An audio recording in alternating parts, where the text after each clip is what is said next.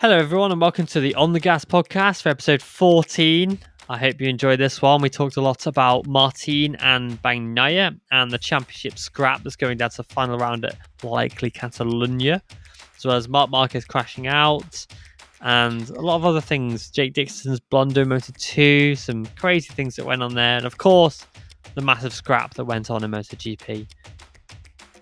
Oh yeah, those beautiful 4 laps. Yeah. We talk all about it. Yeah. We managed to stretch it into 1 hour of podcast for you. Crazy. Enjoy. So make sure to like and subscribe if you're on YouTube. Give us a 5-star rating on Spotify. It really genuinely does help. And yeah, we hope you enjoy.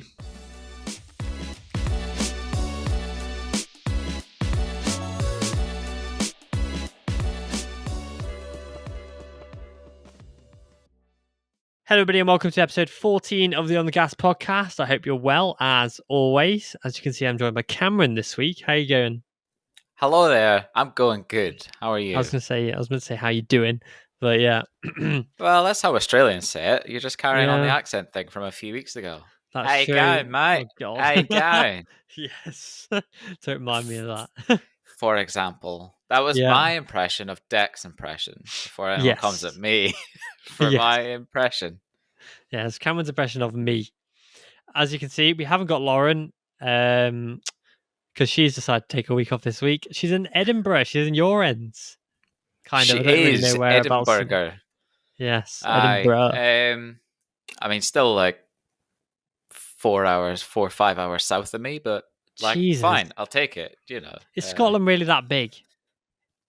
Well, it's not necessarily that. It's just as soon as you're north of Perth, there's no motorways, so jeez, you can't get anywhere very quick. And there's average speed cameras. Anybody who lives in Scotland will know just how awful the A9 is. So, I mean, but actually, you know, Scotland is it's bigger than what most people think, I think, but the roads don't help. So, but that's the first tangent of the episode. That's true. I'm going to continue the tangent because you remind me of like an awful road, and I can't remember the name of it now. Hilariously, I think it's the 515, but it's a road from the M6 motorway to Donington Park. Right, okay. I'm not familiar, I'm afraid. Absolutely horrific. It might be the A515 or it might be the A50 to Donington. Are you looking this up on maps right now? Yeah, I'm just trying to find which one it was. Because my mate Joel, who listens to the podcast, we had a chat about it ages ago. It is honestly the worst road I've ever been on because it's just 2 lanes. I think it's like 50 or 70 the whole way, but people sit way under the limit the whole time, and you're like, oh. So yeah, there's a few of them. So I think we're outgrowing the island. Yeah, we are. But yeah, anybody who's been to Donington, I think, fly that way will know my pain, I think. But yes, on to the actual podcast itself. It's an interesting race because it was absolutely insane for 4 laps, and the Pecco was like, "Fun's over now. See you later." It was quite an interesting weekend, obviously, with everything that gone on. I think before we actually discuss everything, obviously, want to just pay our respects to the town of Valencia and the people around it, and obviously everybody who's affected by it. Obviously, there's a few hundred people now who've been killed, and that's desperately tragic and desperately sad. The Aspar team have actually done an amazing thing because they're from Valencia and they've got a fundraiser. I'll put a link to that in the description as well below. And yeah, I think Aleix Espargaro's donated like €3,000 to it, which is amazing. And it's obviously horrendous, and it means obviously we're not going to go to Valencia in a few weeks. We might go to Catalunya instead, but they've now got flooding today.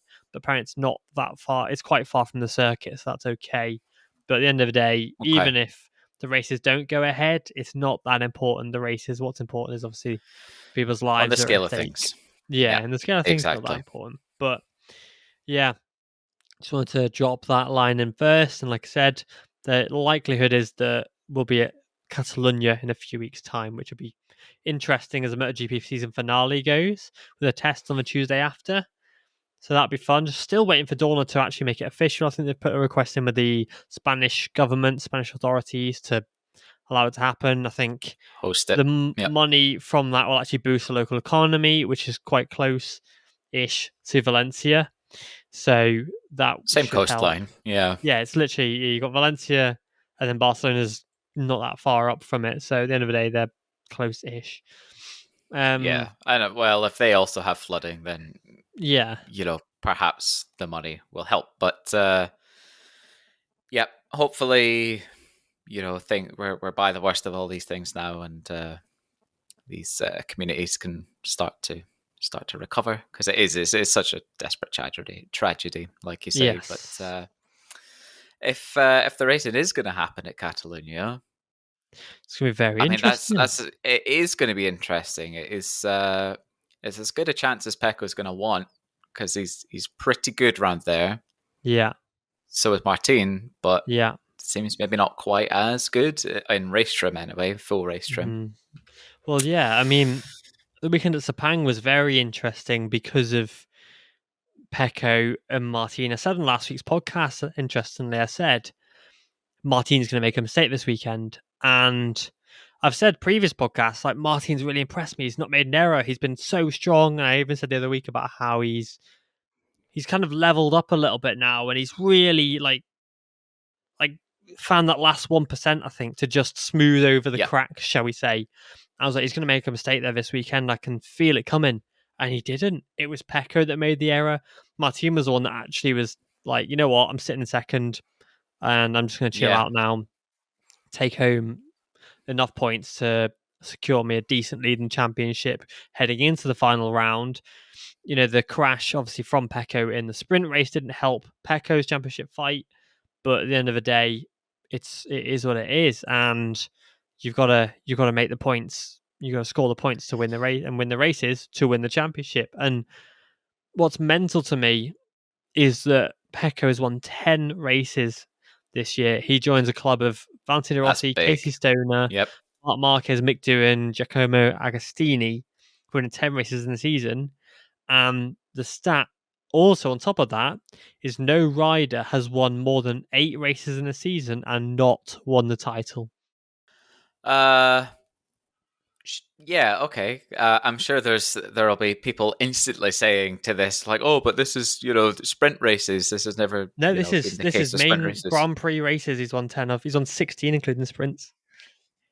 Okay, but what I mean is the stat of nobody winning more than 8 races in a season and not winning the title. Yeah, it's 10 Grand Prix.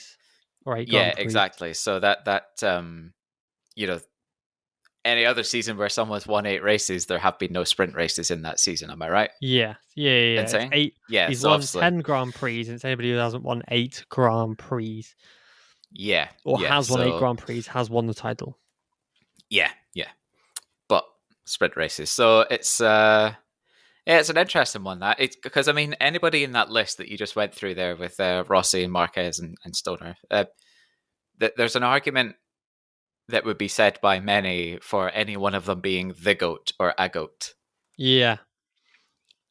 But, like, would you put Pecco in that GOAT category yet? Well, somebody left a comment on my posts today about the race win stats that I liked. They said, I'm just getting it now. Someone said, I find it funny. Steve Dye said, I find it so funny that so many fans try to find any reason to poo-poo Pecco's ability. I like the poo-poo bit. Whether you're a fan or not, he is a supremely talented rider whose stats put him up towards the top tier of MotoGP riders, like it or not. And it's true. Like, people will say, it's the bike, it's this, it's that, and damper on what he's done. But at the end of the day, he's won 3 world titles and, is runner-up potentially twice now with Martin obviously wins the championship this year. So 2 MotoGP world titles, 2 runners-up trophies, and he's got, I'm just trying it out now, the total of 50 MotoGP podiums. 28 of those have been wins, and he's only done 105 races, so he's nearly got a 50% podium record in MotoGP, and that's remembering that he did 1 full season. So that's he did 18 races in his rookie season, 1920. He did 20 races without getting his first podium, and then he got a podium, and he's just been absolutely sensational since, really. Once it clicked. Yep. Yeah, and that's with a No, broken leg in there that's as it. well. Yeah, you can't take anything away from him, really. Like, there's people will say all these things about how he can't ride around mistakes and everything's got to be perfect and all that, but he has proven time and time again that it is he is making a difference, or the difference is everybody knows how fast Anea is, and he's not been able to lay a glove on him for the 2 years that he's been in that factory seat, and he's had no injuries this year, and he's shown form, Anea. So Yeah, why is he nearly 100 points behind in the title? he's behind the GP23 as well. He's by a point, but yeah. still, it's he is full stop though. He is behind a GP23. He's fourth in the championship. Like, really, ideally, factory Ducati should be 1-2, and both of them should be battling the way that Pecco and Martin are, but they're not. So you can't say that Pecco's not a top tier rider, and his name will appear at the top of stat sheets for a long time, because I think it's only going to get more competitive. The talent that's coming through, and this shake up in regulations coming in 2027, who knows? Like, that could really balance out the field. Yeah, who knows? We don't really know what's going to happen there. It could really shake things up. So yeah, that's it. yeah, And I think these are definitely his glory years, though. I feel like the decline will start in the next couple of years for Pecco. I think, anyway. He might get rattled by Marquez next year on the other side of the garage, which that's going to be the big one. Yeah. That's going to be interesting. But we've talked about it enough times that we'll stick on 2024 for now. We'll save up for the off season. Yes. But yeah, Martin has only won 3 Grand Prix this year. And you're like, but his consistency has been absolutely unbelievable. If you take out his 2 retirements, out of the, 19 races he's done, he's finished on the podium 17 times. Mostly in second place, with 2/3 dropped in there as well. So, Points make that's not true. prizes. 15 times. I do apologise because he had retirements twice. 15 podiums in 19 races. And in there is a multitude of sprint wins, of course, as well. And obviously, there's a massive blunder in Mazzano as well. I mean, if he didn't make that mistake in Mazzano, he'd already be champion. Which is nuts to think about. I wonder if that keeps him up, honestly. I wonder if that keeps him up at night. If he lost the championship this year, yes, but he's all right. It is meaningless, I think, now. But it's incredible he just has to stay on the bike next time out, really, doesn't he? It.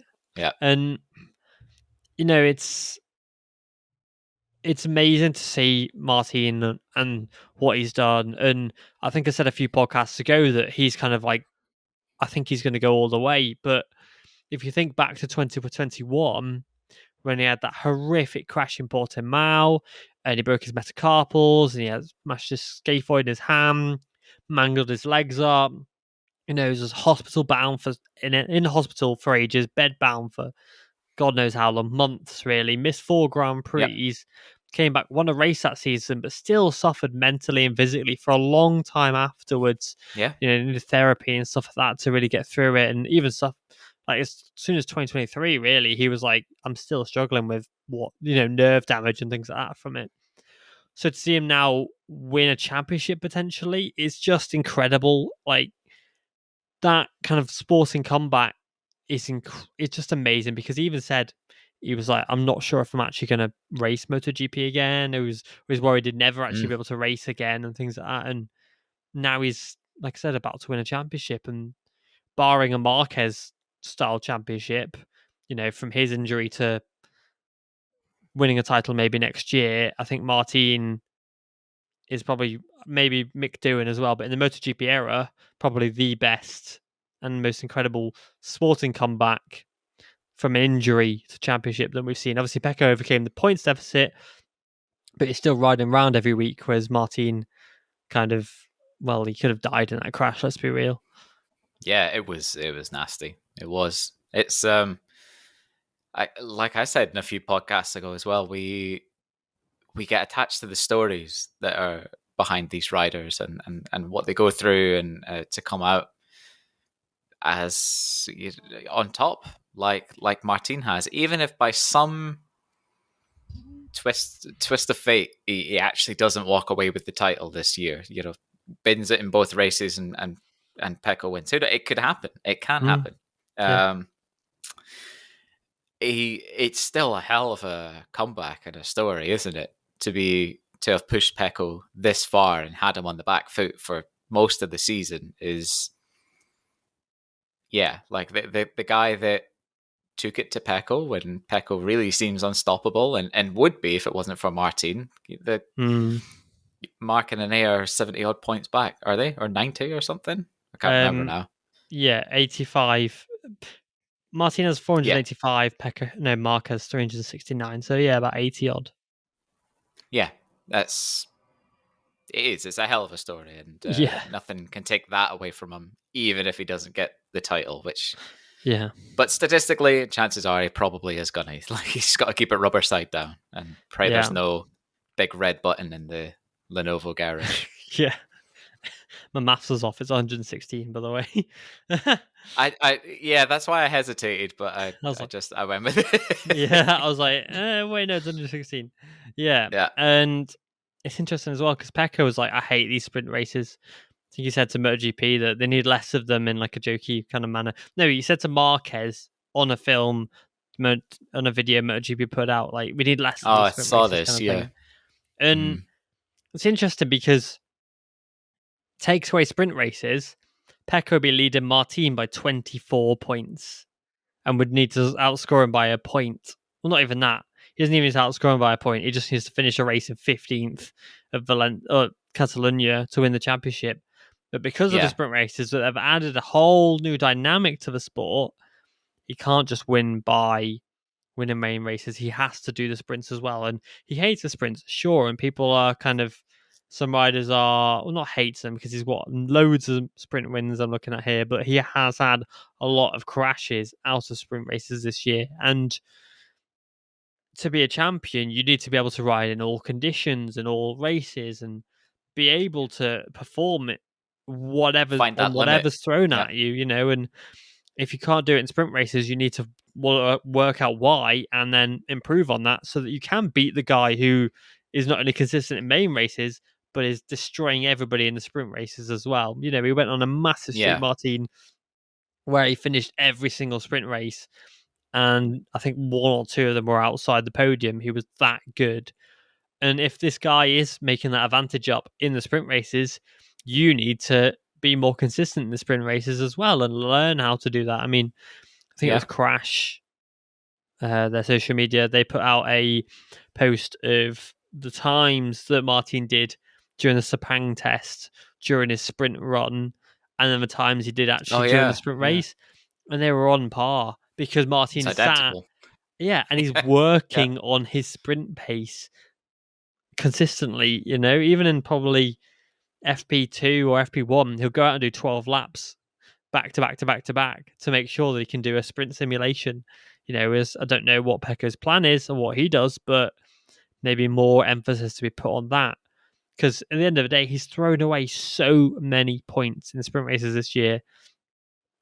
He threw away 9 points at Sepang, and then there's a few other races where he may have crashed out of first or second, and those add up to a championship. We've seen in BSB half a point, a single point, and it could come down at Valencia. It's 24 points gap now. It could come down to a point. Like I said, if there's no sprint races, it'd be 24 points in it, kind of thing. And so you could have won it around early had he had an extra point there. But the point is that Pecco really needs to spend more time on the sprints and improve in that area. Well, I think this is one of the things that people mention when they talk about how it's the bike or it's the team, etc. And I think working towards the Sunday is very much more of a team effort. He's a Sunday And it man, Pecco. perhaps, yeah, he is a Sunday man, and the team are a Sunday team Mm. because they have that might and they have that ability to. And when I say team, I don't mean everyone that isn't Pecco. I mean everyone, including Pecco.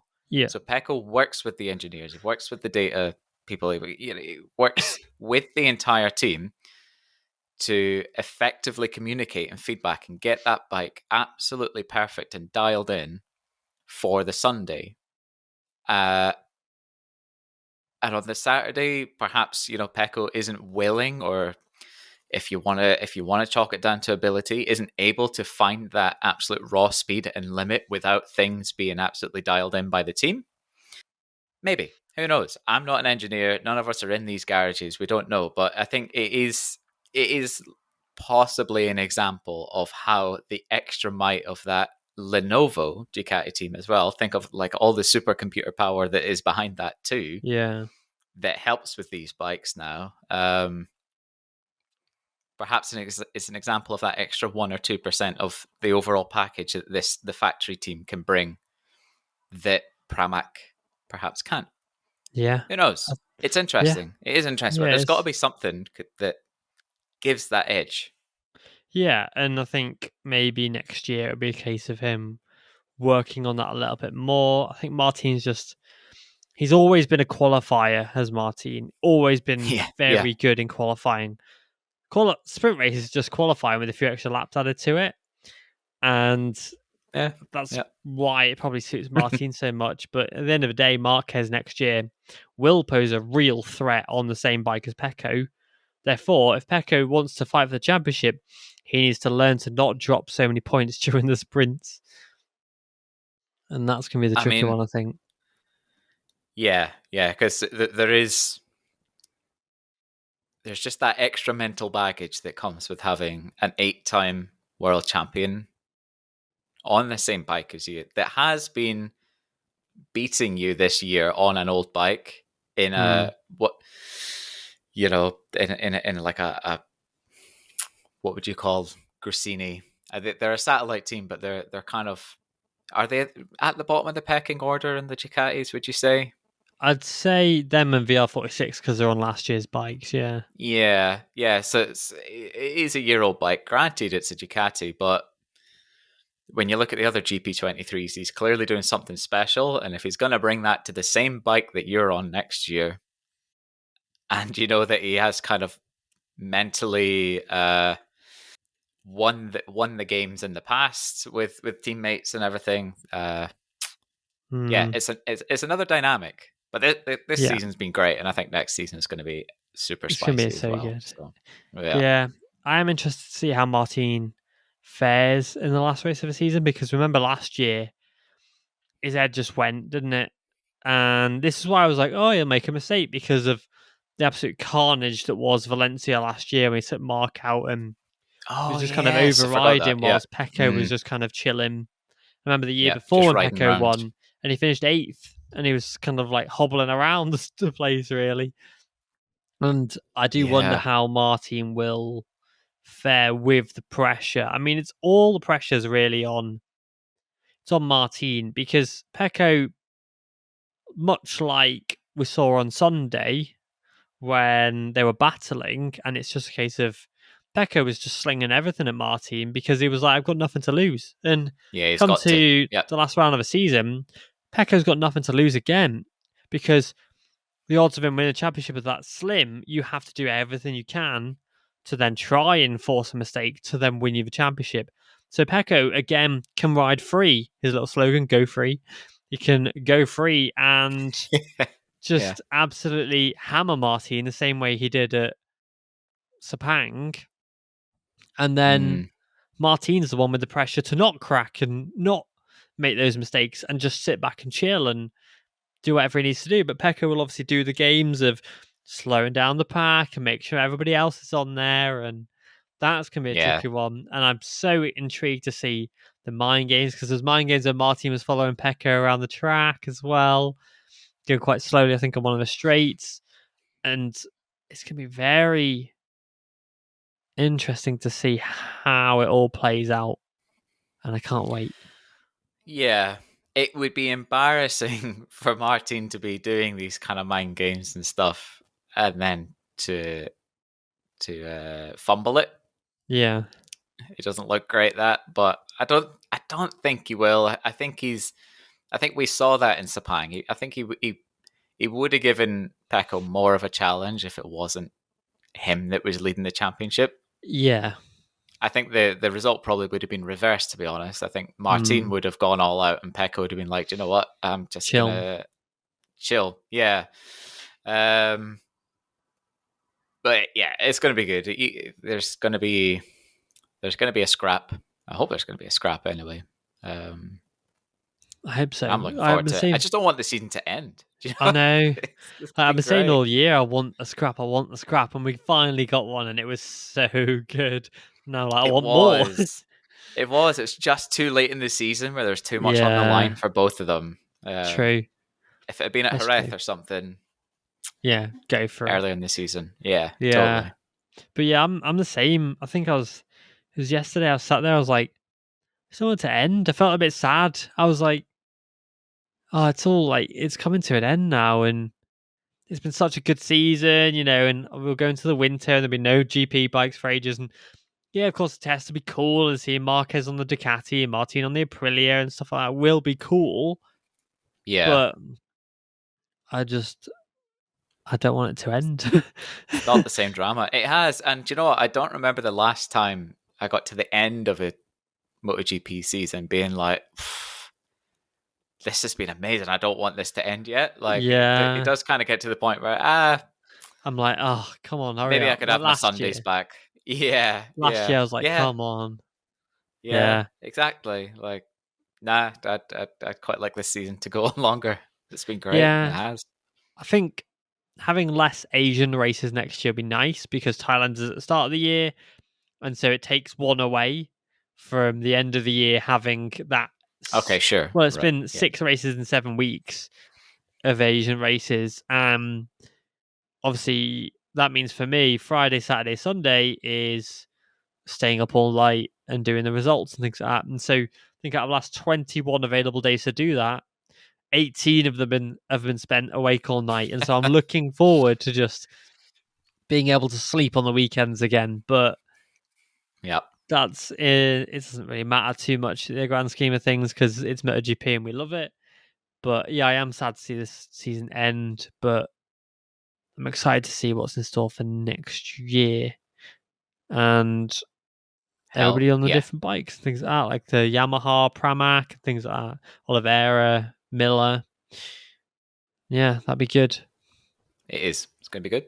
It's going to be Yeah. great. Speaking of Miller, he had a horrific crash, didn't he? Ooh, that were nasty. Did you see the photo that he posted on his story from Shooter Bikes? I think so. Where it was like His he was like helmet was doubled over. spun all the way around. Like that. Yeah. I Yeah, mean, that's horrid. easily that could have been A bad yeah one. a tragedy, to be honest. It could have been Yeah, well, his really head bad. got stuck in the back of Fabio's bike, didn't it?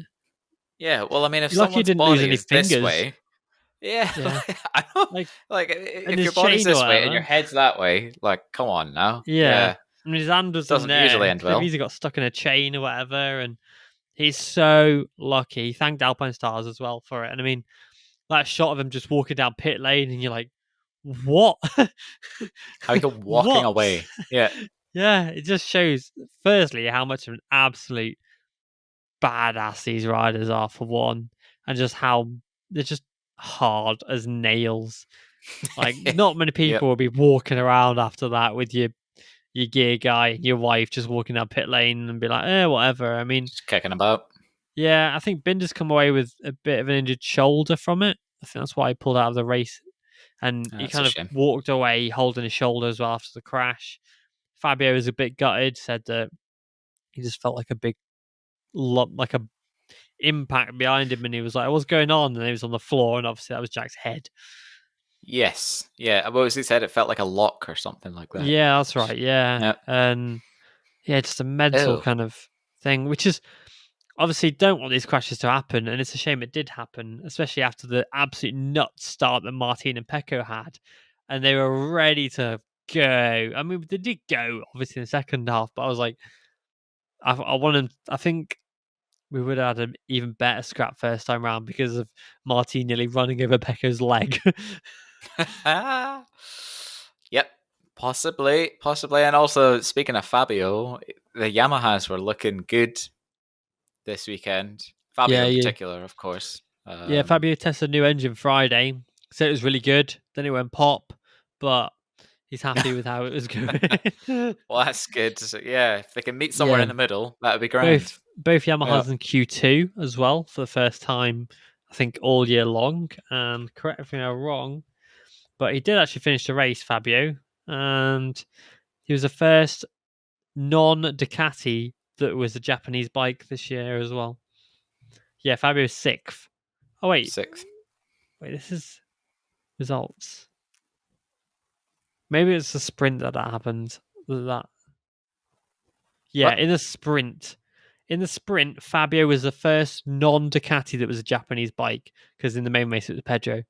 Because normally it's KTM or Oh, sure. Aprilia. Yep. Yeah, But of yeah, course. It's going to be one or the other. Yeah. Fabio P5 in the sprint, and then the main race, obviously Acosta, and then Fabio in sixth, and Rins in eighth as well. May I add, is Yep. superb. They've both kind of made big steps recently. It looks like, and I'm happy to see Rins kind of move up the standings a little bit. That was his best result so far on the Yamaha. I Was really it? like Rins. I really rate Rins. They've actually Great got rider. on paper, they've got one of the best teams on the grid with Rins and Fabio. Yeah, definitely. Absolutely. They just need to give him the bike, and Yeah, that's it. could be That's some serious results. Well, it's like Rins and Mir. They were a hell of a team as well yeah, they on the were. Yeah, Suzuki.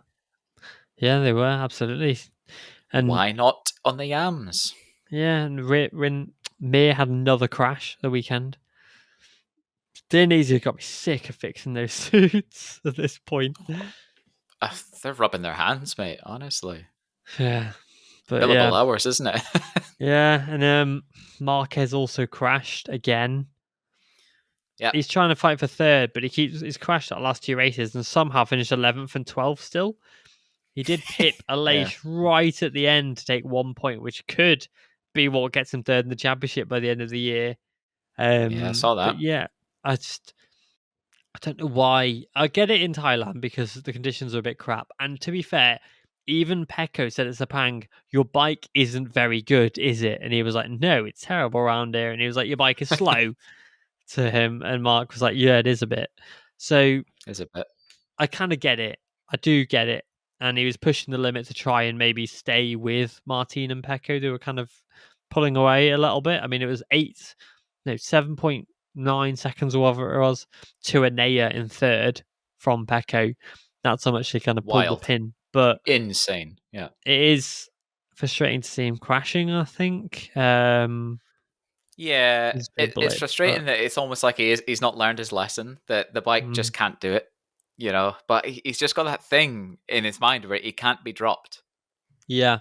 He Yeah. can't watch a rider get away without No, going just over the limit to try and keep up with him. And it's that obviously, mentality in it. yeah, it's that mentality, and that's why he's won so many titles. But Mm. yeah, it is like you say, it's frustrating to just be like, God, dude, just bring it home. Just Like, chill out, bro. you don't have to be third Yeah. or nothing. This it's bring it home in fourth. There's no shame on that when there's four Mm. GP24s on the grid that were clearly a lot better at this Yeah. track. So, Well, whatever. I just triple checked and we were going nuts at the fact that Marquez was 10 seconds ahead of everybody in Phillip Island. And yeah, Pecco in first was 10 seconds ahead of his teammate Anea in third. Martin was 3.3 seconds back from that. Yeah. It just shows. And who's commented on my tier in both those races? Martin. again, riding Yeah, at exactly. an extremely fast pace and able to stick within the vicinity of the rider, absolutely flying ahead, and Keep them honest. does Yep. make me intrigued about next year and how it'll work on that Aprilia. Don't know if we'll see the same form, but again, we'll have to see if the talent can make the difference on that one. Yeah, I think it will. It'll be top Aprilia, I Yeah, think, easy. and I think it'll be kind of doing what Pedro's doing on the KTM at the moment. I Mm, reckon, like consistently is quicker than the rest of those bikes, and will get the odd podium.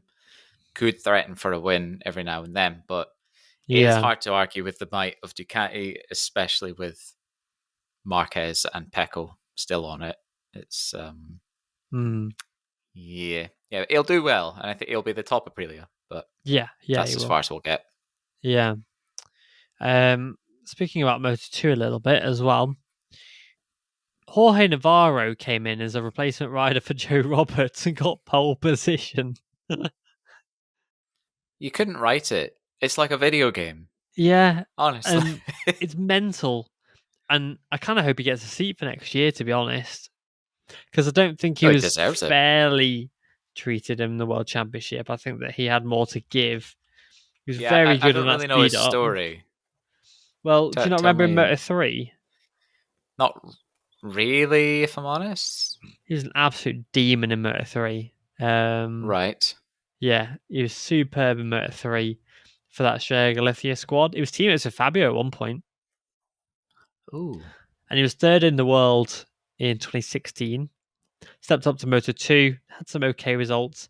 But yeah, now he's had, 11 Moto 2 11 Moto 2 podiums, 5 pole positions. You know, he's had a pretty solid Moto 2 career. It's a good And record, yeah. yeah, he's very good in the speed up. He's fourth in the championship on the speed up, to be fair, but then struggled the year after a lot of crashes and stuff. That's been his main issue, is the fact that he is a bit of a crasher. Always has been, to be honest. Even in that year where he finished third in the championship in 2016, he crashed 1, 2, 3, 4, 5, 6, 7 times. It's not great. He's been a Maybe the crasher. Pirellis are just I what's think needed. so. I mean, he's been this year in Supersport on the Pirellis and has got multiple podiums against his name. I'm just trying to see. Yeah, and he switched to the Ducati midway through the season. Yeah, 2 podiums in Donington, and then Aragon as well, and 6th for the championship there. He also has raced Junior Moto2 this year on a forward chassis, has stood on the podium there as well. He led a session, Catalunya, earlier this year on the forward bike. He led a session on the forward and was 10th in the race at Catalunya. He's Right, okay. been really good, and it's a shame his last year Moto2 was on the Calex with the Pons team, who were on their way out anyway. I think they did one more year Mm. after that one. So again, I'm a bit like, I think you should someone should He pick him up. definitely. Definitely. I think his time in Moto2 is not done. He's 28, but again, he's proven he can still Is fight at the he? front. Yeah, Oh. he's proven he can still fight at the front in Moto2, and you know what? Just give him a seat, give him a go, give him one more year, and if he can't perform, then whatever. On a good bike, not that forward bike. Do not put him on the forward. It's terrible. Yeah. Solid bike, solid rider. I mean, there's lots of, dare I say, forgettable names in Moto 2 that I think he could Yeah, replace. So there are some seat warmers in there, why that's for not? sure. There are some what? Seat warmers. Seat warmers. Yep. Yes. Yeah, I Yes. could probably list about 7 of them off the top of my head. One of the Well riders I then. can't name has had his seat for next year declined by Dorna. And the main sponsor has also been told by Dorna, the main sponsor that funds this rider's rides, that they're not allowed a seat next year Why? because they're ¿Por terrible. qué? Okay then. The Yeah, rider's terrible. they are terrible. They Right. have been terrible. They've been a seat warmer for many, many, many years now. Okay, in Moto2. in a multiple championships. I'll tell you afterwards. That's fun. Oh, that's very exciting. Yeah, I'm just looking at their career and it's Yeah. absolutely appalling. Oh dear. Listen, they're quicker than you or I, or Yeah. likely most people listening. True. Yeah. So, But the fact that yeah. yeah, it's nuts. But yeah, Jorge Navarro is actually ahead of Dennis Foggia, Artigas Sasaki, Ben Schneider, Mazia, and Aji in the standings. That's crazy. Really? He's That got is 27 mental. points Yeah. and he's on After 1, 2, 3, 4, 5, 6, 7, 8 races. jeez. And 6 That's of them like were on the forward. that is crazy. That is crazy. Also in Moto2, Dixon did a bit of a blunder, didn't he? Oh, I feel so bad for him for that.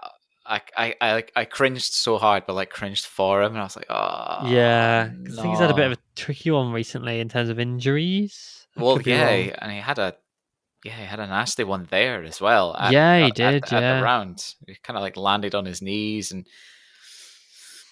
a yeah, it was weekend horrid. to forget really. And it's a shame because solid podium was his.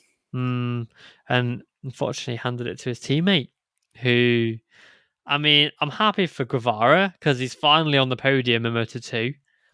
And, the hype that was surrounding him was insane. And he's Yeah, not lived up to that. But, well, in Moto2 he hasn't anyway.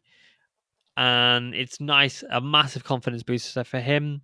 Should be on that speed up with the Primax squad next year as well, next to Arbolino. Still waiting for that to be announced. But yeah, massive confidence booster for him. definitely. And yeah, his English still hasn't improved, but to be honest, it is a second language, so I think we'll forgive him on that one. Yep, I can't say anything. My Yeah, Spanish is quite bad. it's difficult Spanish. Do you want to know the maddest thing though? But After Qatar this year, would you have said that Barry Baltus would be 21st in the championship by now? oh yeah, because he did really well. He Did got he on the got podium? podium at Yeah, he got Qatar, like a second or something, and didn't now he? he's 21st in the standings. Still waiting on that Fantic announcement, but yeah. Yeah, that's a decline. That's You don't want to mental. peak too early, do you? Like round one is too early. Just a bit. Jeez. Yeah. That's a shame. That is a shame. Yeah, it is a shame. And further up the grid, though, Aaron Canet was officially confirmed as the Moto2 runner-up this year, Sweet. leaving Sergio Garcia, Fermin Aldeguer, Manuel Gonzalez, and Alonso Lopez. And to be fair, Vietti scrapping out for third. Well, Obviously, Vietti's victory massively helped him there. definitely. The fact that it's only 6 points between Aldeguer and Garcia in the championship, and Aldeguer's not raced the last 2 races, and Garcia's come home in 12th and 14th is quite scary. I think that there's a very big chance of a leapfrogging going on there. Manuel Gonzalez is sat in his favourite P5 as well. Oh yeah. So It's honestly nobody has found any form this year at all in Moto2. Like Agura Couple of wins the title rounds. and crashes out. And you're like, come on. Yep. Yeah, it has. Come on, man. It wouldn't surprise me if this has been like one of the lowest Honestly, I'm gonna check. like lowest scoring champions. Me too, because it has been absolutely mental. Right, let's have a look for Moto2 champions. So last year was Moto2 Pedro with like 1 billion probably. and the rest. Let's have a look. Pedro, I think, got 3. I'm gonna say off the top of my head, it's gonna be wrong, but 361 is a number that's come into my head. Could be wrong. 332, not far off. Okay. And what's Agura's tally so far? So Agura's got 261. Okay. Augusto Fernandez won in 2022 with 271. Oh, so really? Again, a little bit higher, yeah. Wow. Remy Gardner won with 311. Ignore 2020. To be fair, Alex Marquez won with 262. God, There's only 1 point more. It just doesn't feel right, does it? You just No, I don't know. and that was because but Binder closed a massive gap because his bike sucked for the first half of the year. Bagnaia won with 306, Morbidelli with 308. Zarco won his second title with 276, but then won his first with a massive 362. Oh, jeez. Oh, And then Rabat 346. Paul Espargaro 265. Marc Marquez with 328, which is the second most on that list. No, Zarco got 352. And then Stefan Bradl 274. That's mental though. 352 points in 18 races is disgusting. who got that? Zarco Zarco. in 14 2015. podiums. Yeah. Wow, That's a disgusting record. really handy to that, and then gets one MotoGP win. Yeah. And had a Ducati for a lot of it. Just to add as well, Fernando's got that 271 over 20 races, and Alex Marquez got 262 in 19 races, and Igor's got 261 in 19 races as well. Well, so there you go. Yeah, I'm surprised by that, actually. Yeah, it definitely feels like it would be a really low winning tally. And if he wins next time around, then not embarrassing. Then he's fine. Sure. He's clear. Yeah. Yeah. I'm intrigued now, though, because David Alonso sat on a massive 396 and can actually just about beat Marquez's record by 1 point next year with that 420. Let's have a look. Moto3 champions. I'm very intrigued now. Okay. Right, here we go. So, obviously, 396. Masia won it with 274. Jeez. Which is low, but there's lower. Guevara won with a massive 319. Acosta only won with 259. That's low. For 18 races.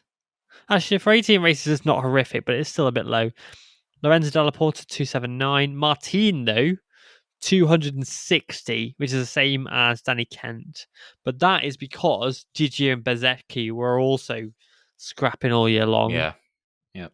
Moto3 record goes to Johan Mir with 341. No, second best now, sorry. 341. Brad Binder, 319. Yeah, Alex Marquez, 278. Maverick Vinales, 323. And, of course, Sandro Cortese, 325. So, yeah, 396 is insane. He's probably going to be the first in the 400s. Races. Yeah, in 19 races as well.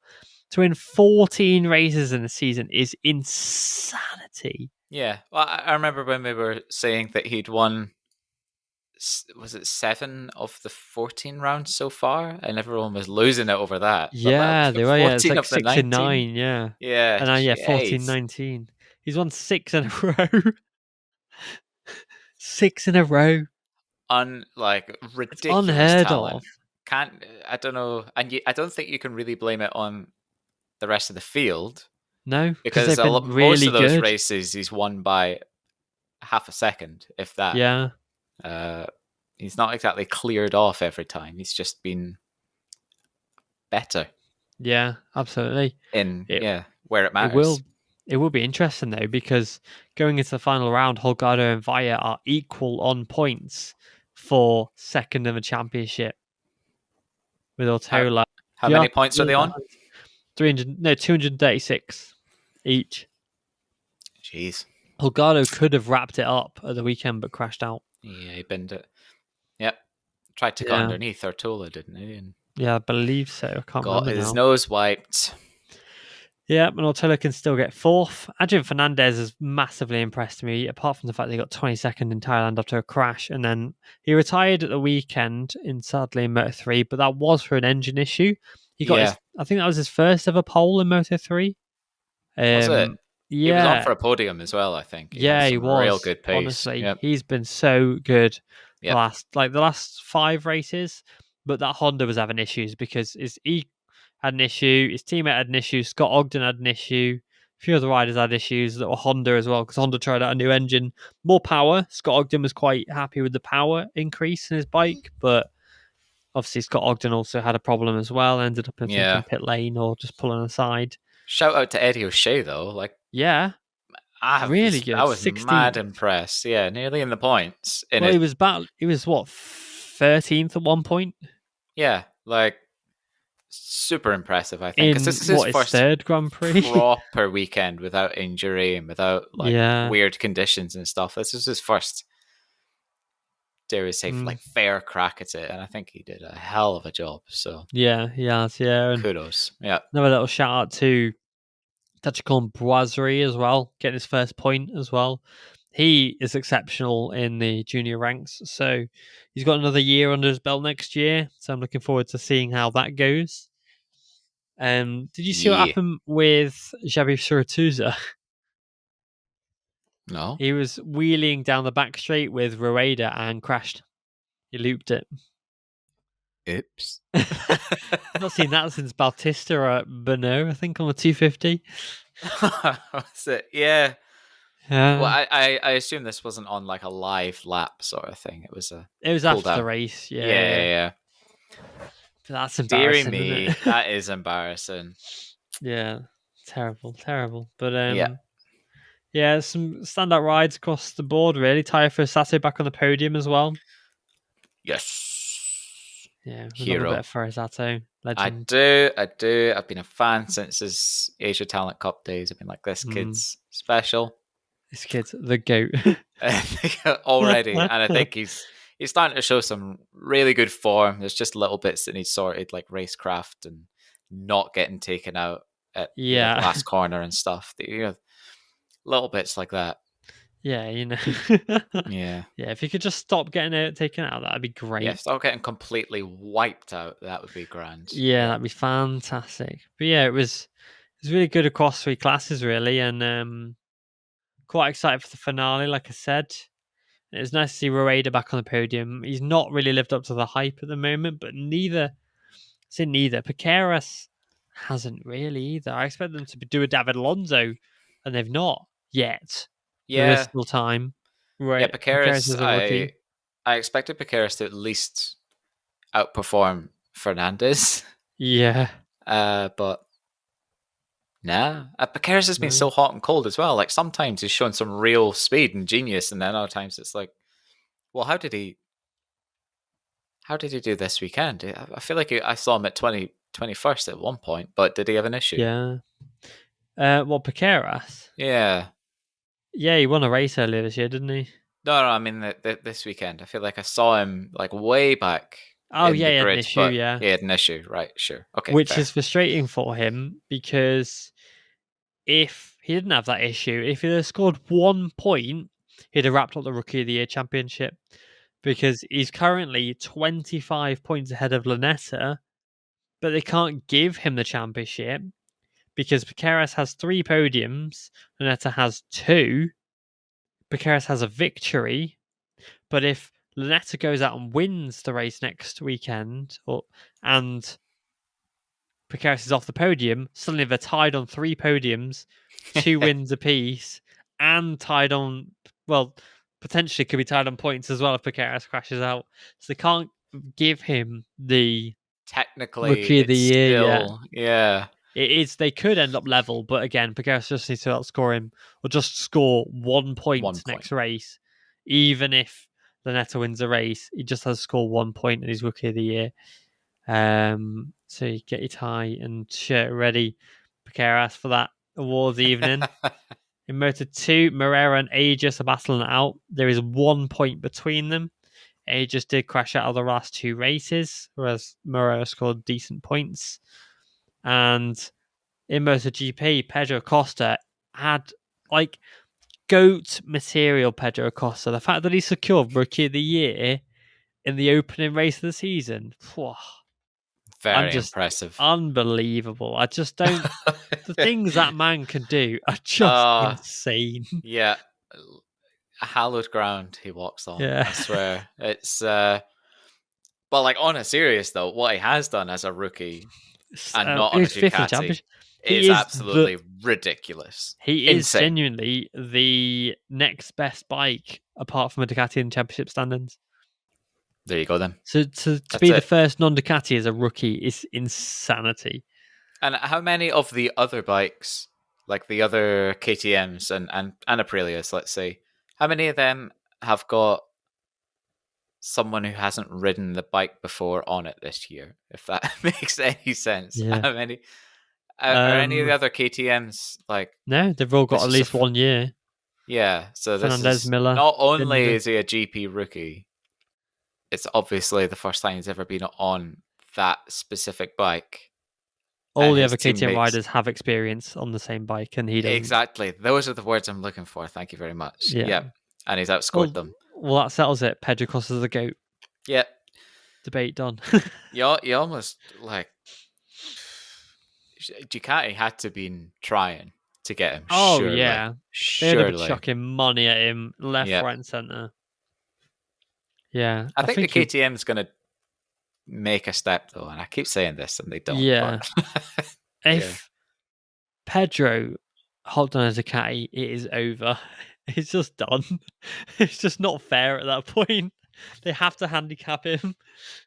you have to say it would be it'd be a force to be reckoned with. Yeah, you would. Definitely a title favorite, that's for sure. Mm-hmm. Yeah. But right, should we do his predictions? I'm intrigued quickly. I'm going to see if I can find anything. Because What I'm context? still waiting on Marquez to be announced as a potential Monster Energy athlete next year. Oh.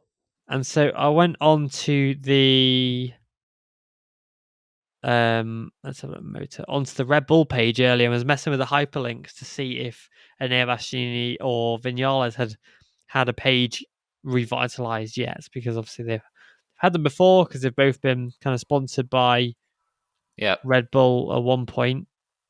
Let's have a look. Why is there a page for just girls, monster girls? Fair enough. Let's have a look. Vietti's still on it, on the Monster Energy roster, so that's interesting. Oh gosh.